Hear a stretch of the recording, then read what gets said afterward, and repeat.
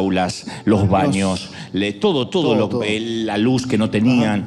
Pero vos me contabas que no hay en África algo así. Bueno, lo que nos decían uno de ellos es que no hay en África precedentes de una construcción de esa magnitud, de cómo se hizo tan rápido y lo que le dejamos, ¿no? No había precedentes. No hay precedentes. No. Estuvimos enviando dinero toda la semana. Nos decían falta, y mandamos. Vamos a ver, creo que en un par de semanas, así se van a caer todos de nalgas, acá y allá. Para decirlo de un modo fino, ¿no? Pero es verdad, nunca se ha hecho algo así, nunca. Es la calidad de lo que sería un aula de aquí, las computadoras que no las habían visto nunca en la vida para trabajar, para estudiar, la luz, el gas, el agua corriente, los baños. Lo que se hizo fue impresionante. En 10 días se trabajó impresionante como nunca. Esta gente, no sé ni cómo están parados acá, así que, ¿cuántas horas viajaron? 16 horas casi, bueno, de un vuelo directo y 5 horas antes de otro vuelo. Claro, 6 horas de base. hasta Dubái, ¿no es cierto? Sí, de Dubái para acá. Y de Dubái para acá, caramba, qué viaje. Sí. Este pequeño vídeo que vamos a ver ahora es solamente algunos testimonios de nuestra gente ya cuando nos veníamos, dijo el mosquito, estaba ahí yo. Cuando se venían. Pero yo estaba con ellos en el corazón. Daba ese. ¿Cómo hicimos temblar el puente? Dijo la hormiga en la oreja del elefante. Muy bien, acá está. Entonces, quiero que vean estos pequeños saluditos de parte, no están todos acá, de la gente que estuvo en Uganda. Mirá. Todas las mañanas, los niños de River School en Ihanga nos reciben cantando. Acompáñenme.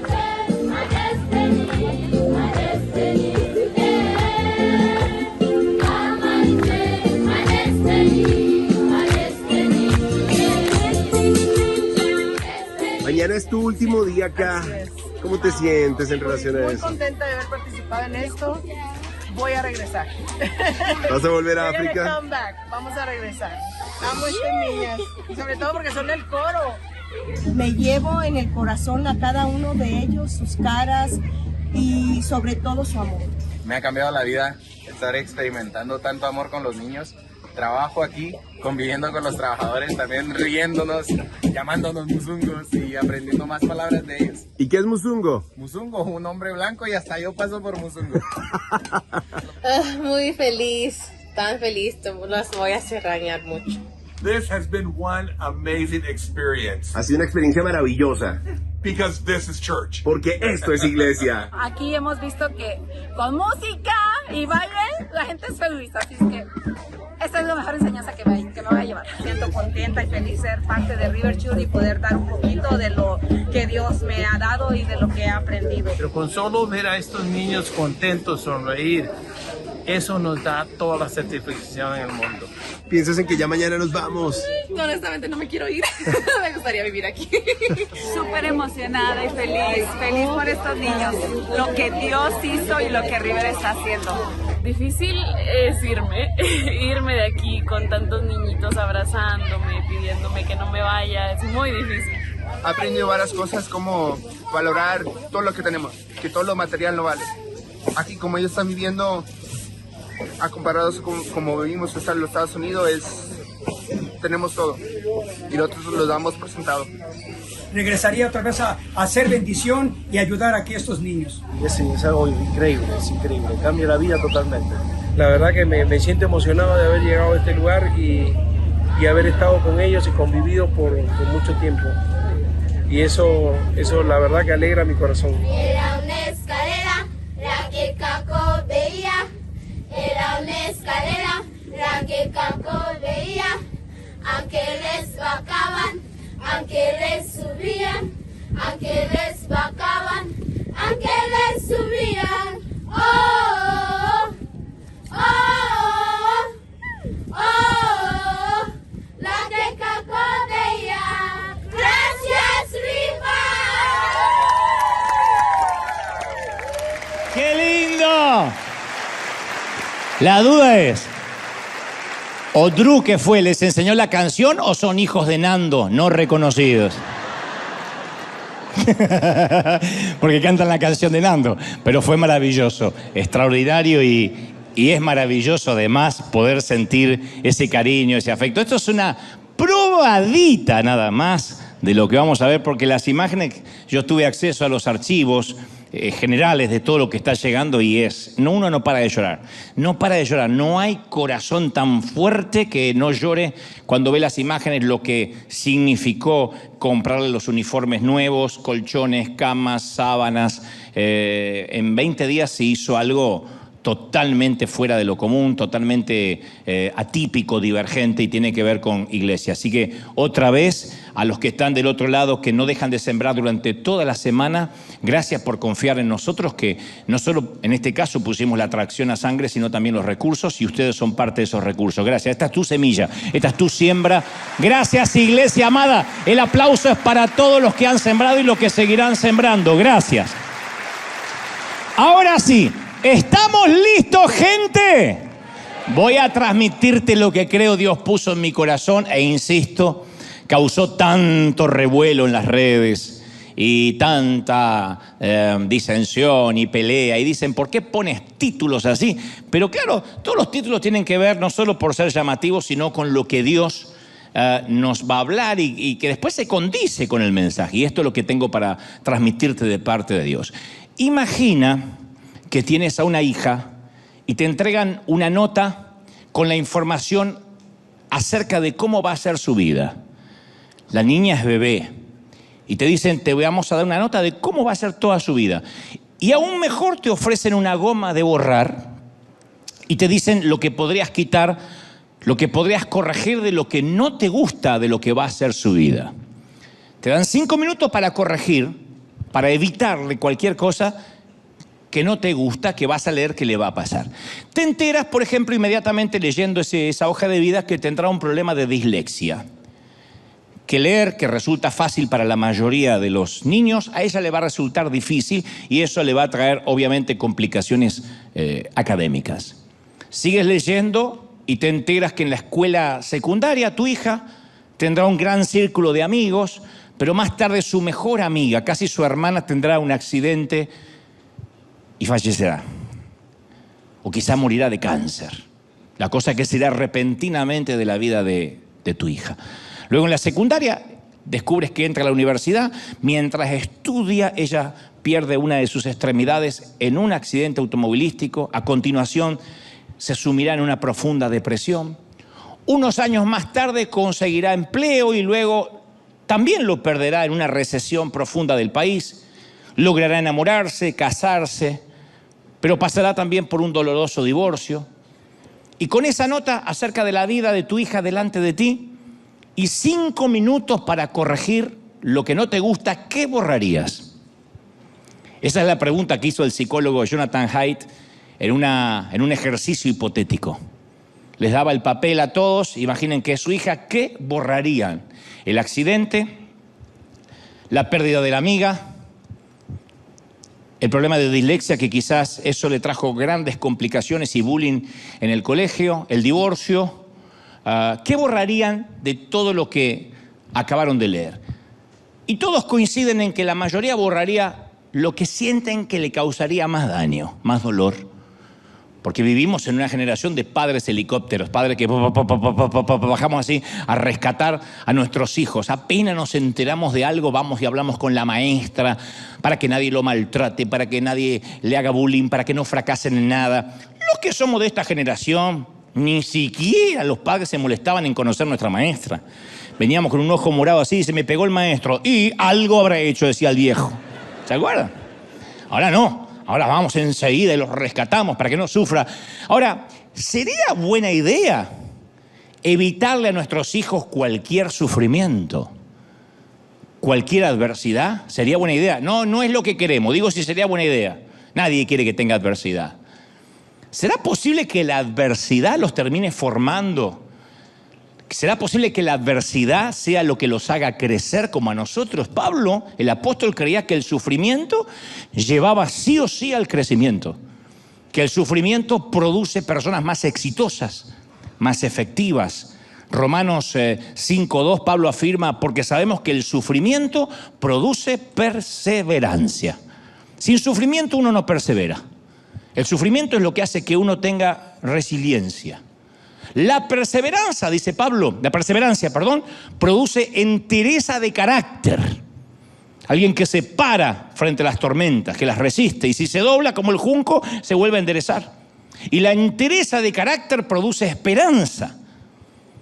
Ese es el camino hacia la esperanza. Empieza con la adversidad. Todos oramos para tener esperanza, pero sin adversidad no se consigue tener esperanza. Obviamente a todos nos gusta una vida normal, sin alteraciones. Pero a todos, sin excepción, en algún momento nos llega una temporada de crisis. Quien diga a mí nunca me llegó una temporada de crisis, o está mintiendo o vive dormido, porque las crisis llegan.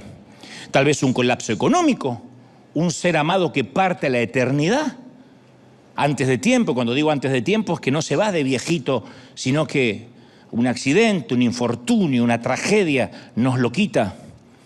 Nos descubren en un análisis de rutina que tenemos un tumor maligno que hay que empezar a tratar. O nuestro hijo toma un camino que deshonra todo aquello que le enseñamos y todo aquello en lo cual creímos, y de repente nos deshonra. No queremos ni que miren las redes sociales de nuestro hijo porque nos avergüenza. Cierta vez yo conocí a una mamá que el bebé que tenía en su vientre le habían diagnosticado grandes defectos cognitivos. Y los amigos no sabían qué decirle. Entonces algunos decían, no, el bebé está sano, tienes que confesarlo, tienes que tener fe. Y oraban por la pancita de la mamá. Y todos se pusieron a orar y el bebé no nació sano, como suele pasar. Entonces algunos decían, miren que los ateos, los inconversos, los están observando. No lloren, no se entristezcan, muestran que tienen gozo y victoria. Otro decía, Dios los debe amar mucho, los ama demasiado, por eso les dio un hijo retardado, porque los ama mucho. Ni siquiera te voy a decir lo que sintió esta pareja con ese comentario tan ridículo, ¿no? Lo que les provocó. Pero terminaron por ignorar los comentarios de todo el mundo y decidieron unirse como pareja más que nunca, a crecer a través de su íntimo, de su dolor privado, de su propio dolor, que nadie podía de afuera opinar. Hoy ellos afirman que no renunciarían a ese crecimiento maravilloso que tuvieron como pareja, como familia, por tener un hijo más saludable. No lo cambiarían. Y no lo dicen como resignados. Ellos dicen que esa experiencia los hizo mejores personas. Sacó la mejor versión de sí mismos. Claro, a nadie le gusta ver a un hijo enfermo, o con una minusvalía, o limitado. Pero cualquier crisis, sea lo que sea, nos lleva a un embudo, a una pregunta. ¿Sobre qué puedo edificar mi vida de manera que las circunstancias no me roben la felicidad? ¿Sobre qué tiene que estar edificada mi vida para que pase lo que pase, yo siempre siga teniendo gozo? Los investigadores observaron que las personas que son capaces de enfrentar la adversidad terminan siendo más fuertes que antes. Hay toda una generación de cristal que se ofende por cualquier cosa, que un vientito ya, no voy mal a la iglesia porque me miraron mal, me sacaron mi asiento. Que acá no pasa en el otro servicio. Pero hay otra generación que se ha hecho fuerte, a fuerza de que de golpes. Y así como existe el estrés postraumático, los investigadores hablan del estrés o del crecimiento postraumático. Del crecimiento postraumático, los traumas que hacen que nos desarrollemos, que tengamos otro carácter. Y estos investigadores sostienen que la adversidad conduce al crecimiento. La adversidad nos hace fuertes, o sea, la adversidad nos lleva a crecer más que ninguna otra cosa que pueda existir. La adversidad es lo que nos hace crecer. Muéstrame una mujer, un hombre que tuvo adversidad en su vida y yo te voy a mostrar a alguien con carácter firme, no necesariamente amargado o amargada. Porque en la adversidad descubrimos de qué estamos hechos. Un líder, ¿cómo se muestra un líder? Y en tiempos de pandemia, en tiempos de tempestad, de zozobra, en tiempos donde los vientos golpean la barca, ahí es cuando se para un líder. En los tiempos de recesión, en los tiempos de guerra. Uno ve lo que tiene dentro como si apretara un dentífrico. Y a veces decimos, yo nunca podría pasar lo que pasó a esa persona. Yo creo que si estuviera en su lugar me moriría. No me diga que no lo pensaste alguna vez viendo a una pareja de padres en un panteón enterrando un ataúd blanco. echando un puñado de tierra sobre el ataúd en donde yace su niño. Tú dices, yo vivo algo así y creo que no salgo nunca más debajo de la manta o me tiro encima del cajón. Y luego atravesamos algo similar o peor y vemos que el corazón sigue latiendo, que el mundo sigue girando, aunque muchas veces nos queremos bajar. El mundo sigue girando. Uno quisiera que el mundo se detenga, que esté en low motion, en cámara lenta, porque hoy tenemos un funeral y el mundo sigue. Siguen los vendedores en la puerta, sigue alguien chismeando, sigue la suegra diciendo, los voy a visitar un día de esto. La vida sigue. Pero no sabemos lo que somos capaces hasta que tenemos que hacerle frente. Hasta que finalmente nos fajamos y le hacemos frente. Y en la adversidad, ¿qué aprendemos? A sobrevivir, a mantenernos respirando, gente, que no es poco. El que no aprendió eso durante el 2020 no estuvo aquí. El 2020 nos enseñó que había que seguir respirando. No había otra prioridad. No era mantener ni la piscina, ni pagarle al jardinero, ni tener una mascota nueva, ni comprarse un bote, los que tenían dinero, o trabajar. Era mantente respirando. Caramba, que no es poco. Trata de respirar. Y apenas teníamos una complicación en los pulmones, ya teníamos un pánico. ¡Ay, me voy! Porque había que respirar. Mantente respirando. Mantente respirando significa tienes que atravesar esta situación. Como decía el primer ministro británico Churchill, cuando estés atravesando el infierno, por el amor de Dios, sigue caminando. Nadie acampa en el infierno, tienes que seguir caminando. Dios podría haberle permitido a Abraham que se quedara en Ur. A Moisés que se quedara a vivir plácidamente en la corte del faraón como si fuera el príncipe Carlos en Buckingham. Podría haberle apartado a David de Goliat, que nunca se lo encontrara, a Sadrach, Mesach y Abednego del horno de fuego, a Daniel le podía haber quitado el foso de los leones, a Elías le podía haber evitado conocer a Jezabel, esa hermosa mujer, a Nehemías de la cautividad. Podía haberle a Juan el Bautista evitado a Herodes, a Esther de ser amenazada, a Jeremías de ser rechazado, a Pablo de naufragar. Pero Dios utilizó todo ese crisol de pruebas, ese tamiz, ese colador, para producir en ellos perseverancia, resiliencia, carácter. Y permíteme ser brutalmente honesto, que no es lo mismo que bruto y honesto. Brutalmente honesto. Uno creen que hay que ser bruto y honesto y ofenden a todo el mundo. No, brutalmente honesto. Es un tema de semántica. Yo, como todo el mundo, detesto las crisis. No voy a hacer una apología en favor de las pruebas, yo las detesto. No tanto por lo profundo del dolor, sino por lo mucho que dure ese dolor. Yo sé que gracias a las crisis me imagino, que me he vuelto y me sigo volviendo más humilde, más sabio, más flexible, más comprensivo, porque eso producen las crisis. Pero a mí me deja un mal sabor de boca. No creo que haya alguien acá que diga que a mí me encantan las crisis, no creo. A menos que le guste que le peguen con un látigo y otras cosas. Pero si no, no. A mí no me gusta. Todo cristiano va a ser zarandeado. Ese no es el asunto. Muchas de las dificultades que nos enfrentamos son permitidas por Dios de manera deliberada, como un test, como un examen en el colegio. De manera deliberada. Nadie va al colegio y dice, uy, tropecé y me caí con un examen. No, es deliberado. El asunto no es si vamos a ser zarandeados, el asunto es cómo vamos a salir de ese zarandeo.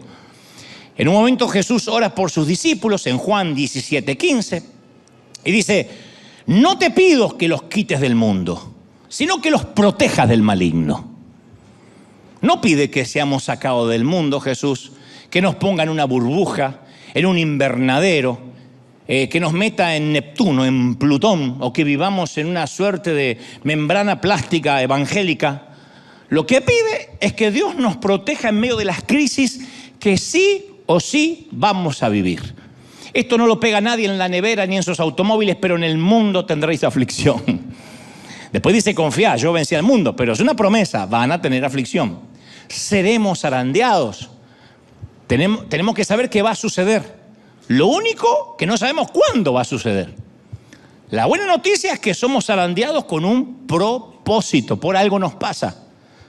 ¿Por qué? Porque Dios quiere producir en nosotros carácter, resiliencia, como nosotros con los hijos.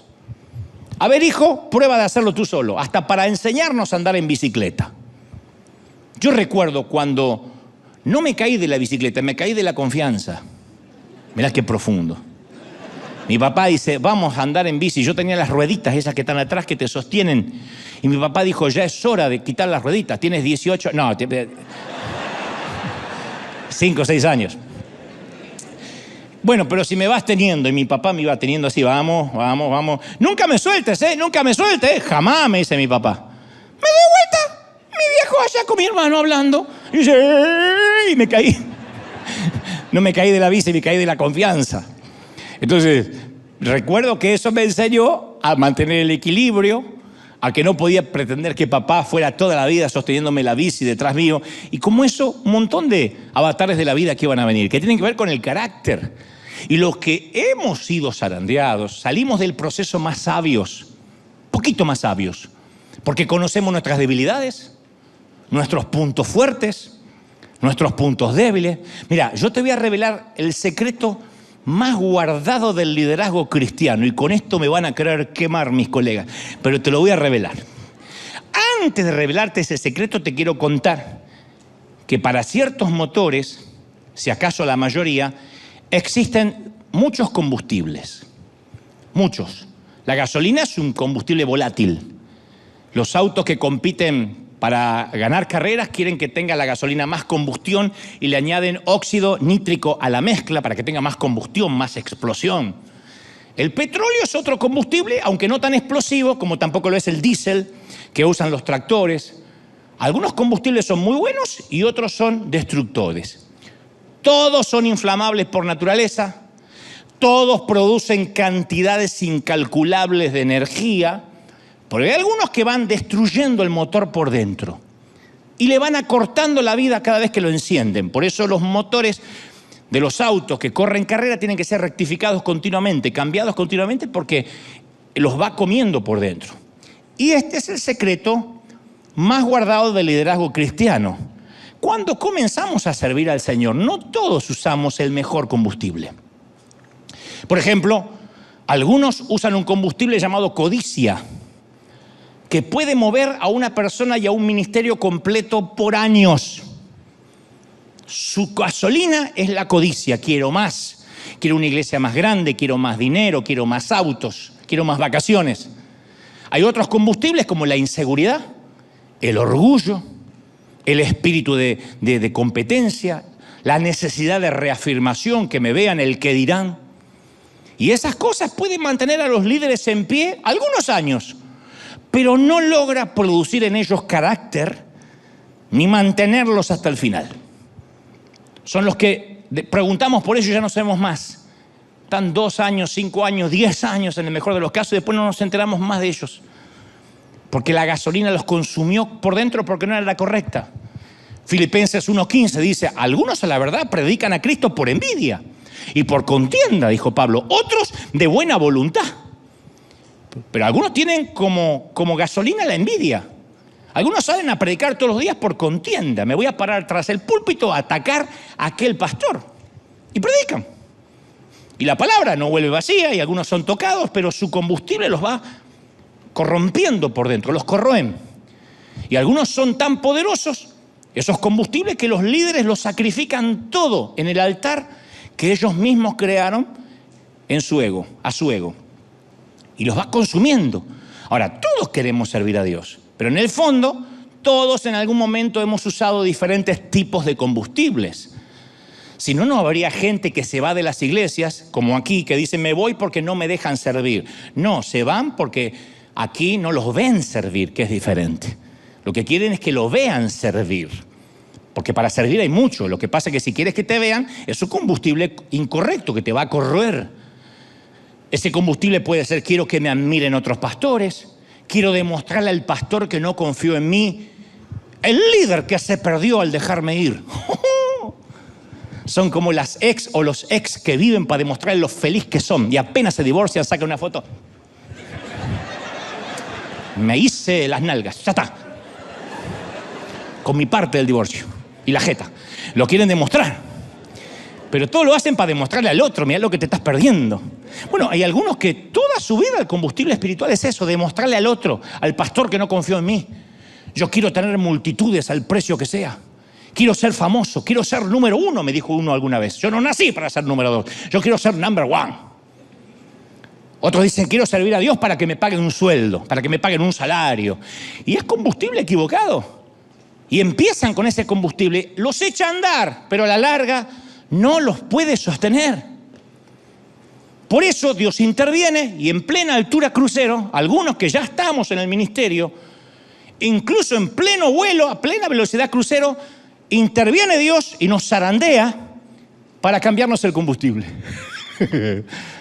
Y como Dios no quiere sacarnos completamente del ministerio porque nos ama demasiado, permite el zarandeo en la mitad del vuelo como una turbulencia para que salgan a luz las motivaciones equivocadas y cambiemos el combustible que nos viene impulsando. Te lo digo porque yo he estado ahí. Lo que me trajo hasta acá fueron las turbulencias en vuelo.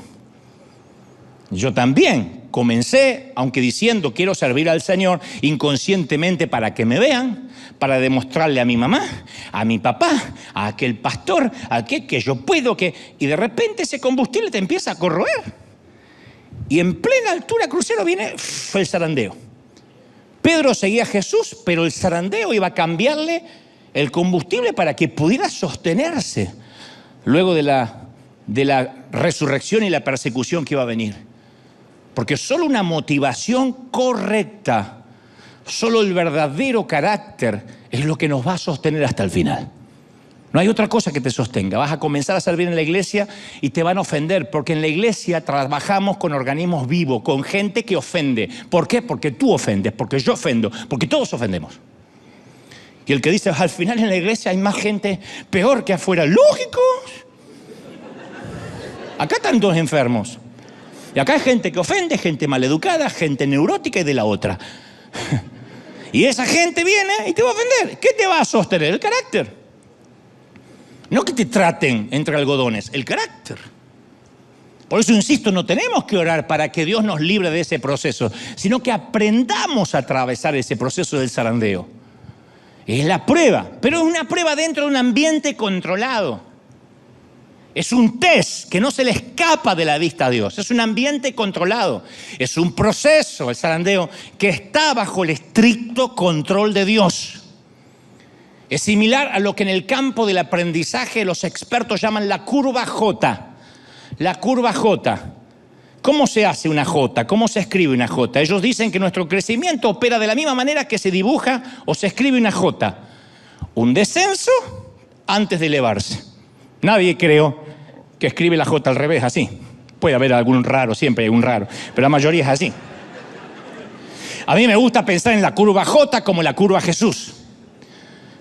Que Jesús siempre nos va a llevar a un crecimiento, pero antes del crecimiento nos tiene que forjar con varios fracasos. Siempre hay que bajar para luego subir. Si no, uno sube de golpe porque tiene el combustible equivocado como un auto de carrera y se va corrompiendo, se corroe por dentro.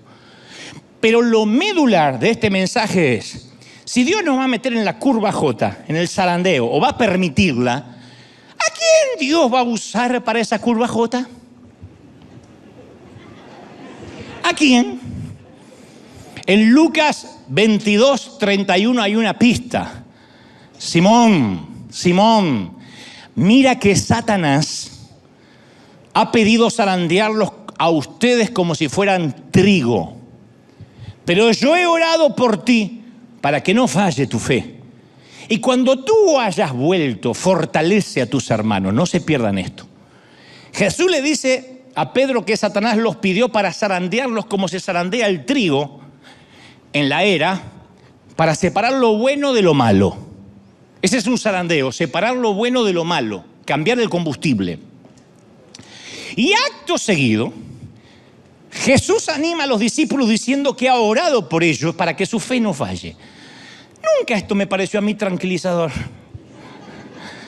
A mí me hubiese gustado algo como: yo he puesto una orden de restricción a Satanás. Algo como predican los pastores empoderadores de ahora. Dios puso un cerco para que el diablo no te toque y no te va a tocar y no te va. A mí me encantaría eso. A mí me... Pero no es lo que dice. Jesús no va a poner una orden de restricción, no va a evitar el zarandeo. Y luego añade, cuando hayas vuelto, fortalece a tus hermanos. No dijo, si llegas a salir de esta, espero que por lo menos seas un fortalecedor. No, vas a salir. O sea, deja claro que el zarandeo del enemigo está plenamente controlado y monitoreado por Dios. Siempre Dios tiene un plan. En otras palabras, Pedro, yo estoy orando por ti. He intercedido a mi Padre y hemos concluido en lo siguiente. Vas a negarme 3 veces, vas a llorar. Cuando llores te vas a arrepentir. Cuando te arrepientas te vas a convertir en una roca y sobre esta roca, sobre ese carácter voy a edificar mi iglesia. ¿Está claro? Chao, que la pases lindo. Notemos quién tiene el control. En Job 38:11 Dios dice que Él limita hasta las olas del mar. No es que, y el tsunami lo trajo el diablo porque quiso. Dice la Biblia, hasta aquí llegarás y no pasarás adelante y hasta allí llegará el orgullo de tus olas. Dios le habla al océano. Esto significa que si Él controla hasta el océano, es que, aunque Satanás tenga un plan, tiene que pedir permiso. Jesús mismo lo explicó en Mateo 28:18. Dios me ha dado toda autoridad en el cielo y ¿dónde más? Y en la tierra. Y esto lo prueba. Marcos 1:27 afirma, Él manda aún a los espíritus inmundos y le obedecen. O sea, no hay temporadas en que Jesús tenga más autoridad y temporadas donde Jesús tenga menos autoridad. El lobo no puede tomar la oveja sin el permiso del pastor y el pastor solo va a permitir cierto ataque si el proceso a la larga valga la pena. ¿Estamos hasta ahí, sí o no? Entonces, ¿cuál es el propósito de la prueba de Pedro? Que vuelva y dé testimonio a la iglesia. Cuando vuelvas, confirma a tus hermanos. Jesús permite que Pedro sufra la prueba para que anime a sus hermanos.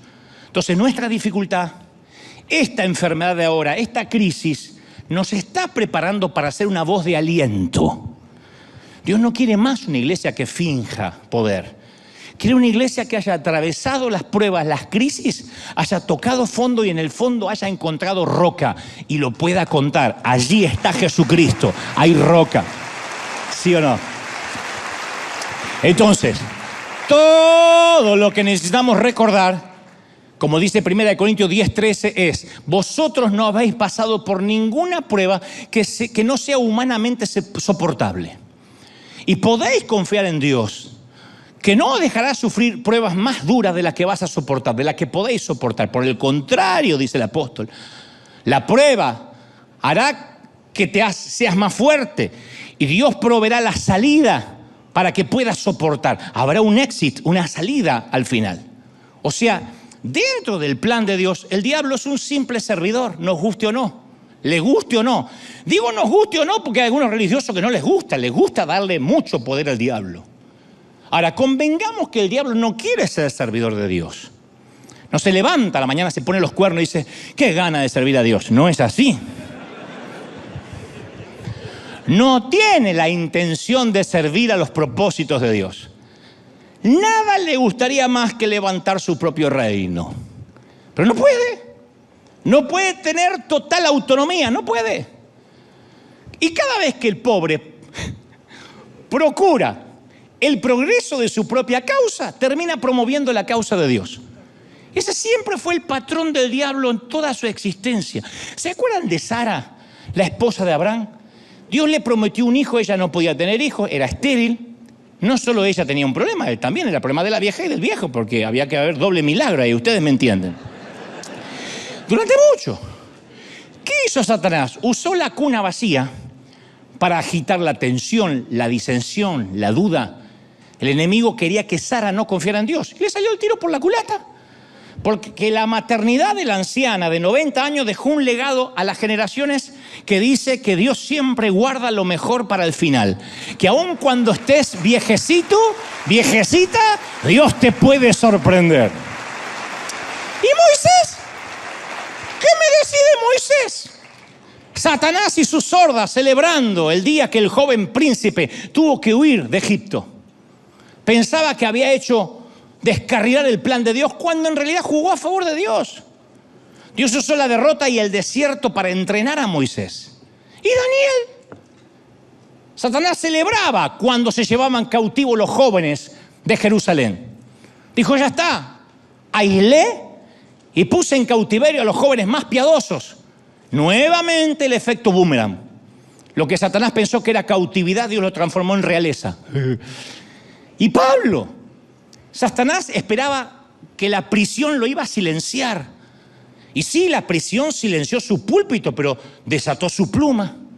Las cartas a los Gálatas, Efesios, Filipenses y Colosenses fueron escritas desde la cárcel, desde la celda. O sea que Satanás ayudó a que se escribiera el Nuevo Testamento. El ganso ayudó a que se escribiera gran parte del Nuevo Testamento. Pedro es otro ejemplo. Trató de desacreditar a Jesús, Satanás, haciendo que Pedro lo negara. Y el plan resultó al revés. Porque en vez de ser un ejemplo, Pedro, de hasta dónde puede caer una persona, hoy es un ejemplo de hasta dónde Dios puede extender su gracia. Entonces, cada vez que Satanás arma un plan, le termina explotando en la cara. El diablo es el coyote de la Warner Brothers. Cuando se lo imaginen, quiero que siempre a partir de ahora lo vean como el coyote. No lo vean con alas rojas, con cara de suegra. No, tiene la cara del coyote. Desgarbado, comprando marca Acme. ¿Te acuerdan los intentos fallidos del coyote de la Warner por atrapar al correcaminos? Y sus productos marca Acme. Porque deja en claro Dios quién es el que dirige la tierra. Satanás puede pavonearse todo lo que quiera, pero Dios es el que tiene la última palabra. Entonces, durante toda la vida, el enemigo hizo el papel del coyote. 2 veces. La Biblia solo 2 veces corre la cortina del espacio y el tiempo y se nos permite echar un vistazo a la apuesta más tonta de la historia. Satanás era un ángel, Lucifer, que no se contentó con estar cerca de Dios. Él quería estar por encima de Dios. No estaba satisfecho de adorarlo, quería su trono. Y según Ezequiel tenía una belleza sin comparación. Ezequiel 28:12 dice, tú eras modelo de perfección, lleno de sabiduría, de perfecta belleza. Estabas en el Edén, el jardín de Dios, adornado de toda clase de piedras preciosas y caminabas entre las estrellas. Tu conducta fue perfecta desde el día que fuiste creado hasta que apareció en ti la maldad. El tipo caminaba pechito de paloma como un argentino por las nubes así. Era una mezcla de Ronaldo con el talento de Messi. Y las ganas de Chicharito. Y tanto Ezequiel como Isaías describen al ángel más hermoso que cualquier criatura, sin embargo, más necio que cualquier otro ser que haya vivido. Porque el orgullo fue su caída. Entonces, la mayoría de los entendidos teólogos leen en Isaías 14:13 la descripción de la caída de Lucifer. Dicen que eso habla de Lucifer, yo lo creo. Dice, voy a subir hasta el cielo, en palabras de Lucifer. Voy a poner mi trono sobre las estrellas de Dios. Voy a sentarme allá lejos en el norte, en el monte donde los dioses se reúnen. Subiré más allá de las nubes más altas y seré como el Altísimo. No son palabras de Nabucodonosor, son palabras de Lucifer. Y debido a que trató de ser como Dios, cayó delante de Dios a través de la historia, y él se ha pasado la vida tratando de convencer al hombre que haga lo mismo, que caiga.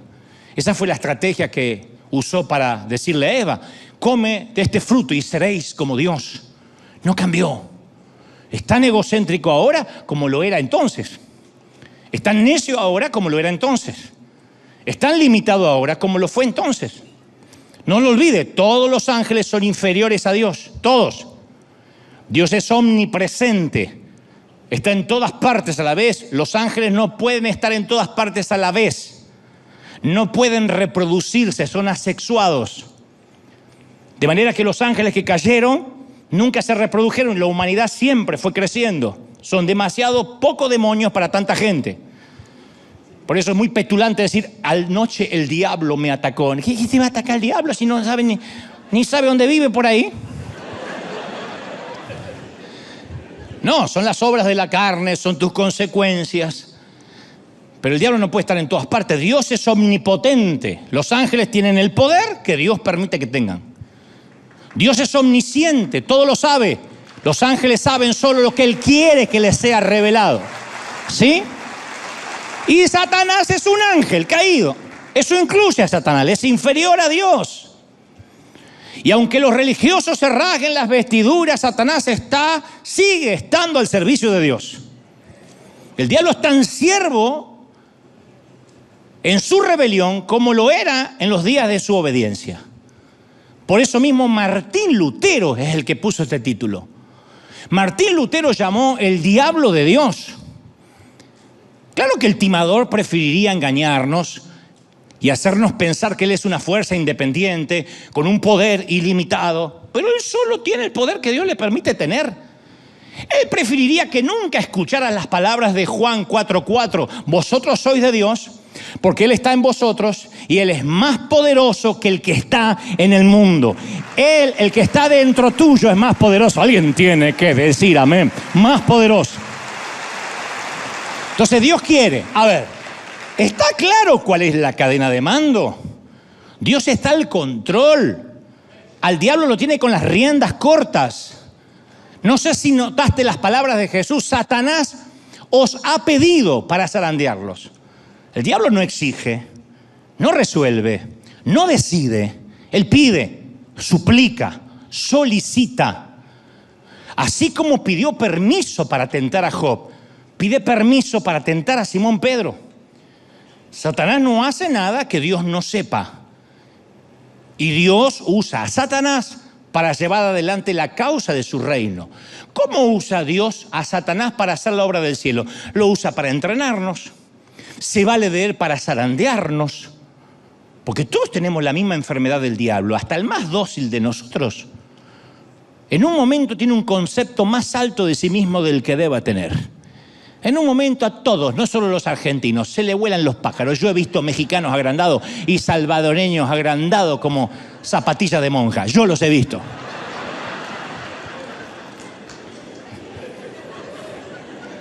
Tal parece que Pablo también.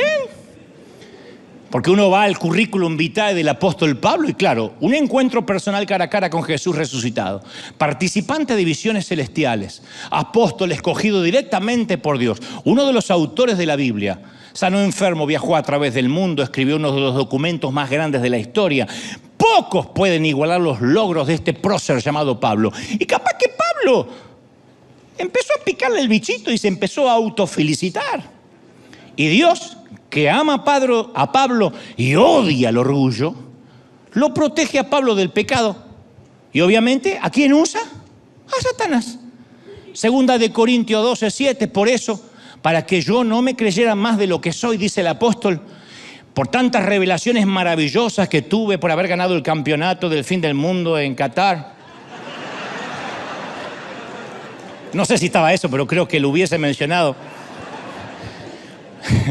Se me ha dado un sufrimiento, una espina clavada en el cuerpo, un emisario de Satanás que vino a maltratarme.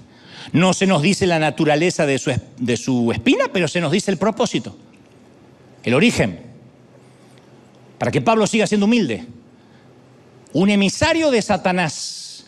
El emisario pudo haber sido un dolor, una debilidad, una persona que le causaba aflicción, pero sí sabemos que ese emisario lo controlaba Dios. 3 veces le pedía al Señor, no dijo, me puse a reprender al diablo. 3 veces le pedí al Señor que me quitara el aguijón. Y el Señor me dijo, que te baste mi gracia, mi poder se perfecciona en tu debilidad. No te lo voy a quitar. El emisario estaba mandado por Dios, no te lo voy a quitar. Dios podía quitarlo, pero le dijo al emisario, te quedas ahí. Y el emisario, mire que si quieres jefe yo me voy. No, te quedas ahí. Si quieres jefecito, no pincho más, te quedas ahí. Otro ejemplo, la tentación de Job. Job 1:6. Llegó el día en que los ángeles debían hacer acto ante la presencia del Señor y entre ellos se presentó también Satanás. El tipo se metió entre los ángeles. Buenas, ¿qué tal, Gabriel? Y dijo Jehová a Satanás, ¿de dónde vienes? Responde Satanás a Jehová y dice, de rodear la tierra, de andar por ella. Anoche estuve en la casa de esta molestándola, a la que dijo el diablo. Satanás fue directo a Dios a hablar con él en el cielo. De hecho, Apocalipsis dice que lo hace día y noche acusando a los santos. El tipo entra. Sin embargo, considera el argumento de Satanás ante Dios. Estuve viendo a Job. ¿Acaso tú no lo has cercado a su casa y a todo lo que tiene? Y al trabajo de sus manos has dado bendición y sus bienes aumentaron en toda la tierra. Job 1:10. Satanás está muy familiarizado con quién es Job. Es obvio que en algún momento se acercó para hacerle algo, pero es consciente de la protección que tiene y la bendición. Lo que Satanás está pidiendo realmente a Dios es que quite la protección. Está buscando permiso para atacar a Job. Y Dios le dice, está bien, haz lo que quiero, haz lo que quieras con todas las cosas de Job, pero a él mismo no le hagas daño. Job 1:12. No lo toques a él. Empieza a matar todo, desde la suegra para abajo, pero no lo toques a él. Y nota que otra vez es un ambiente controlado. Le da el permiso, pero los parámetros de la lucha. No le da permiso, pero establece los límites. Cuidado, te estoy mirando. No lo vas a tocar a él. No lo vas a matar, mejor dicho. Quizá no entendemos el motivo de la prueba, pero entendemos el origen, la fuente. A la iglesia de Esmirna del primer siglo, Cristo le dice en Apocalipsis 2:10, no temas lo que vas a sufrir. Para probarlos, el diablo arrojará a algunos de ustedes en la cárcel y estarán así por 10 días. Sean fieles hasta la muerte y yo les daré la corona de la vida. Y como dice un autor, escucha las palabras de Jesús. Cristo informa a la iglesia acerca de la persecución, la duración de la persecución. Va a durar 10 días. Está controlado. ¿Para qué? Para ser probados. ¿Y qué resultado va a tener? La corona de la vida. Es un test. Jesús, Dios, usa a Satanás para fortalecer su iglesia. Se vale de la pandemia para tamizar y ver quiénes venían por costumbre y quiénes realmente no hablaban de oídas de Dios, sino que lo habían visto. Al coyote de la Warner siempre le explota la dinamita en la cara. Martín Lutero dio en el blanco cuando describió al diablo como una azada que utiliza para Dios para cuidar su jardín. Y la azada nunca corta lo que el hortelano quiere conservar. Y nunca reserva y guarda lo que el jardinero quiere cortar. La azada está en las manos de Dios. No se le va a pasar la mano al diablo. Dios tiene la azada. Una parte del castigo que tiene Satanás es la frustración de que cuando él te quiere destruir, Dios lo usa para fortalecer su jardín. Y él ha sido el otro siervo durante toda su existencia. Otro ejemplo, Saúl, rey de Israel, lo consumen los celos al tipo. El tipo era Mbappé mirando a Lionel. Y David lo había eclipsado. Hacía todo mejor que Saúl, cantaba mejor, impresionaba más a las chicas, a las mujeres. Hasta mató a los gigantes que Saúl temía. Y sin embargo el tipo, en vez de elogiar las habilidades de David, que pertenecía a su ejército y era su flamante yerno, se volvió pernicioso, hostil.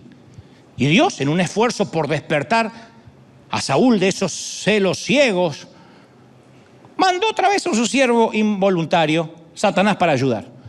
Dice la Biblia, al día siguiente un espíritu maligno mandado por Dios se apoderó de Saúl. Y este se puso como loco dentro del palacio. Primera de Samuel 18:10. Un espíritu maligno mandado por Dios a Saúl.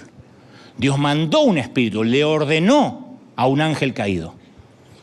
Si Saúl no quería beber de la copa de la gracia de Dios, que por un tiempo beba la copa del furor del infierno.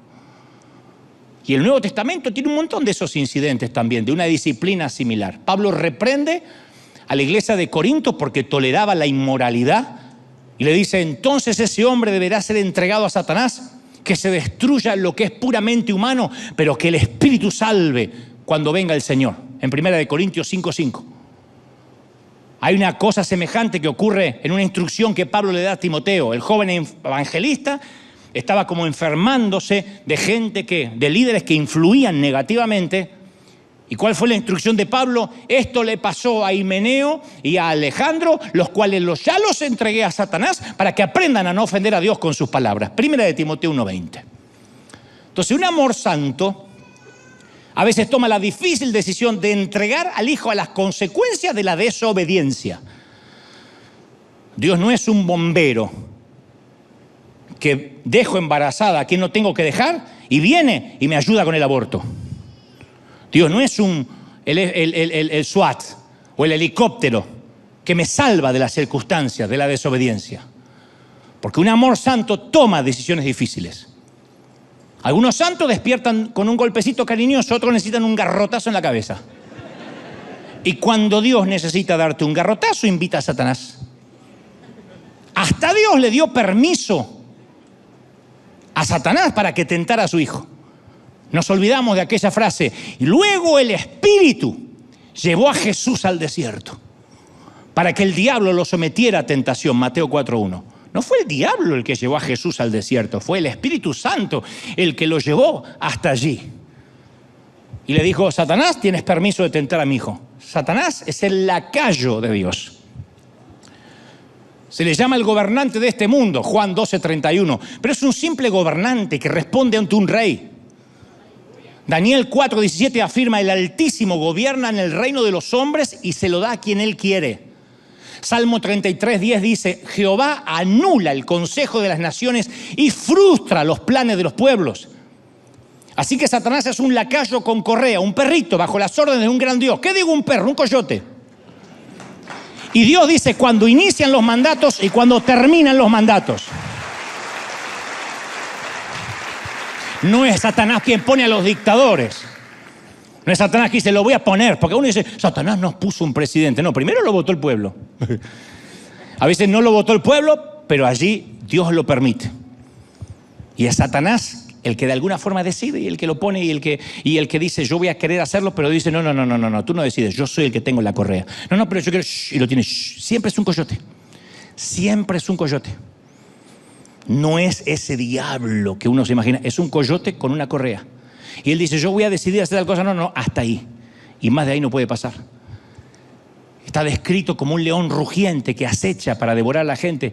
Y Pedro dice, resístanlo en 1 de Pedro 5:9. Resístanlo firmes en la fe, sabiendo que los mismos sufrimientos están siendo experimentados por sus hermanos en el mundo. Resiste. ¿Saben qué es resistir? Ignóralo, resiste, párate en la fe y dile, no tienes ninguna autoridad, tienes una correa así, una correa chiquitita. Las fauces del león están sufriendo. ¿Cuántos lo creen? Díganme amén. El diablo es un asesino por naturaleza, pero no puede decidir. Él cree que decide, no decide. El don de la vida y la muerte es algo que solo maneja Dios. Deuteronomio 32:39, mirad que yo soy Él. Fuera de mí no hay Dios. Yo mato y doy vida, dice el Señor. Yo hiero y yo sano y no hay quien libre de mi mano. Ese es nuestro Dios. Santiago 4:13. Vosotros que decís, mañana iremos a tal lado o a tal lugar y pasaremos un año y comerciaremos o como se diga. Comercializaremos, muy bien, y obtendremos ganancias. No sabéis lo que traerá mañana. ¿Qué es tu vida? ¿Eres niebla que aparece por poco tiempo y desaparece? En lugar de eso dices, tienes que decir, si Dios quiere, viviremos aquello. Si Dios quiere, haré tal cosa. Nunca dijo, si Satanás quiere. Si Dios no quiere, yo no lo voy a hacer. Si esta noche llego a casa, es porque Dios me llevó a casa. Si tengo un ataque al corazón camino a casa, es porque también Dios me llevó a casa, al otro domicilio. Me llevó a casa. Satanás no tiene la última palabra. ¿Estamos de acuerdo, sí o no? Y tengo más evidencia antes de terminar para demostrar que es un simple siervo de Dios. Segunda de Corintios 4:4 dice, el Dios de este siglo cegó el entendimiento de los incrédulos. Hay un Dios de este siglo, Satanás, que cegó el entendimiento de los ateos. Claro, él es un gran cegador. De hecho, algunos de ustedes, si no es aquí, allí en casa, están ahora ciegos lo que significa que me están escuchando y este mensaje no los conmueve y capaz que solo están mirándolo para refutar o para criticar el mensaje. Y es porque están ciegos, no tienen papilas gustativas espirituales. Pueden que el mensaje los enoje, pero no les despierta adoración, ni pasión, ni celo, ni amor, ni resolución por obedecer. Porque Satanás es un gran cegador. La pregunta es poderoso en su cegamiento? ¿Tiene la última palabra? ¿O Dios es el que hace irrumpir la luz en la vida cuando quiere? Pablo dice en 2 Corintios 4:6, de las tinieblas resplandecerá la luz, y resplandeció en nuestros corazones para la iluminación del conocimiento de la gloria. Cuando Dios se propone encender luces en tu corazón, no hay demonio que lo pueda detener. Dios enciende y dice, a mirar, a verme con ojos nuevos. ¡Oh! Dios domina la voluntad de sus ángeles, y eso incluye al diablo. Manda a los espíritus malignos y obedecen. Por lo tanto, si desobedecen es porque Dios quiere que desobedezcan. Les permite desobedecer. Si Dios permitió la caída de Satanás es porque, no porque estaba indefenso, es porque tenía un propósito para esa caída. Y tal vez hoy estemos en una temporada de zarandeo, como empecé el mensaje. Y esta temporada es de tanta importancia como la temporada de cosecha. Muy importante. Porque el proceso de zarandeo nos refina, nos entrena. Nuestra oración durante esta temporada de zarandeo tiene que ser, no pedir, Señor, no quiero ser más zarandeado, sino, Señor, ayúdame a atravesar bien el proceso. ¿Están conmigo, sí o no? Que mi fe sea ratificada. El entrenamiento de David se produjo en cuevas del desierto, no en los pasillos de mármol del palacio. El entrenamiento de José fue en las prisiones de Egipto. Moisés aprendió y se volvió humilde mientras trabajaba como pastor en las arenas del Sinaí. A Jacob se le asignó el profesor Labán como instructor por 14 años. Y cada uno de estos líderes, cuando se enfrentó a un reto difícil, tuvo la oportunidad de vengarse, de negarse, de echarse atrás o escapar. No hicieron nada de eso. David se convirtió en uno de los mayores reyes que tuvo Israel. José se convirtió en el segundo hombre de autoridad de Egipto. Moisés sacó a 2 millones de personas o 3 millones de personas de la esclavitud. Jacob se convirtió en el padre de las 12 tribus y ayudó a poner los cimientos para la gloriosa venida del Mesías. ¿Dónde? En el zarandeo, en el cambio de combustible. Y yo sé que por ahí a alguno aquí todavía le cuesta imaginar, o te cuesta imaginar que lo que estás viviendo podría resultar en algo bueno. Tú dices, no me digas, ¿de verdad? No inventes. Lo que yo estoy viviendo me estás diciendo que es el diablo con permiso de Dios. Me estás diciendo que estoy en un ambiente controlado para algo. Y capaz que te cuesta concebir que esa enfermedad, que esa deuda, que esa muerte puede ser un instrumento para algo digno. Y si te cuesta todavía, te doy el último ejemplo para terminar. Yo no voy a minimizar tu crisis, pero en comparación a la que te voy a contar, tu crisis es una fiesta. Un Salvador sin pecado fue cargado de pecado. El autor de la vida lo pusieron en la cueva de la muerte. La victoria de Satanás parecía segura y por fin el diablo iba ganando por diferencia de goles. No solamente había goleado, sino que había clavado el esférico en el ángulo, pasando por encima al mejor jugador del mundo que lo había dejado tendido en el suelo. A Satanás le había salido el tiro por la culata con todo, desde Sara hasta Pedro. Pero ahora le había salido las cosas bien. Todo el mundo había visto su victoria. Y él ya estaba haciendo el bailecito de la victoria. Sin embargo, de repente se ilumina el sepulcro al tercer día, retumba la roca y Satanás supo que lo habían timado otra vez. Una vez más había sido la herramienta en las manos del hortelano. Aunque un día se rebeló, el pobre desgraciado nunca dejó de ser el diablo de Dios. ¿Te imaginas cómo pierde autoridad con sus ángeles? Porque le dicen, jefe, cada vez que usted hace algo sale al revés. Se pasó todo el tiempo pensando que había derrotado el cielo y en realidad lo había ayudado. Dios quería probar su poder sobre el pecado y la muerte y fue exactamente lo que hizo. Y adivina quién lo ayudó. ¿Quién crees que instigó a Judas para que lo entregue? A los fariseos para que pidan la cruz y a los romanos para que lo ejecutaran. ¿Quién crees que ayudó? El otro siervo, el viejo coyote, el legendario el coyote, trabajó para Dios en el gran plan de salvación. Y una vez más al coyote le explotó la dinamita en la cara. Solo que esta vez el cielo no es que logró algún gol en la mínima diferencia. Esta vez el diablo de Dios hizo un autogol, un gol en contra, y le dio al cielo nada menos que el campeonato para el resto de toda la historia. El otro siervo siempre está al servicio de... Alguien tiene que celebrar y aplaudir por eso. Alguien tiene que aplaudir más que eso. ¡Aleluya! Vamos, celebra, celebra, celebra al Rey.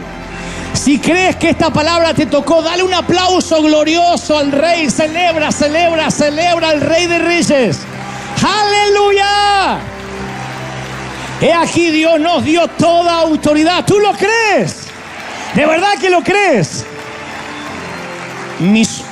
Mi esperanza, mi sueño, mientras Dios me daba este mensaje, era decirte, no que el diablo no existe, porque caramba que existe, pero es un ángel inferior y está controlado por Dios. Y cuando te pones bajo la cobertura de Dios, Satanás va a hacer lo que Dios le permita que haga. No tengas temor. La enfermedad va a avanzar hasta donde Dios diga. La muerte va a llegar si Dios quiere llevarte a casa. Si no, no. ¿Estamos de acuerdo, sí o no? No hay nada más poderoso que tu Dios. No hay nada más poderoso que el Señor de señores. Alguien tiene que creerlo, ¿sí o no? ¡Aleluya! Me fascina esto. Pero tengo que decirte, Satanás ha pedido para zarandearte.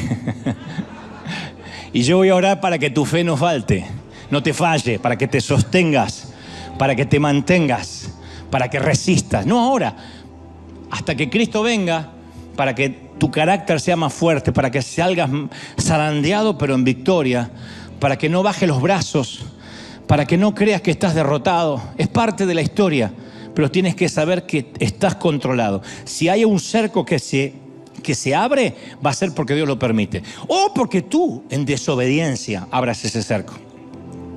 La desobediencia, el pecado, te deja a expensas del enemigo. Él anda como el león rugiente buscando a qué devorar. Cuando tú te pones bajo la presencia de Dios, automáticamente la protección que vino sobre Job viene sobre ti. Y si te va a tocar es porque Dios lo permite, o tú lo permitas. ¿Cómo? En pecado, en rebelión, en obediencia. Y solito te vas y te entregas en manos de aquel que está buscando para matarte. No obstante, si dices, a pesar de mis errores, a pesar de mis yerros, a pesar de mis equívocos, yo todos los días corro a la gracia, todos los días voy a la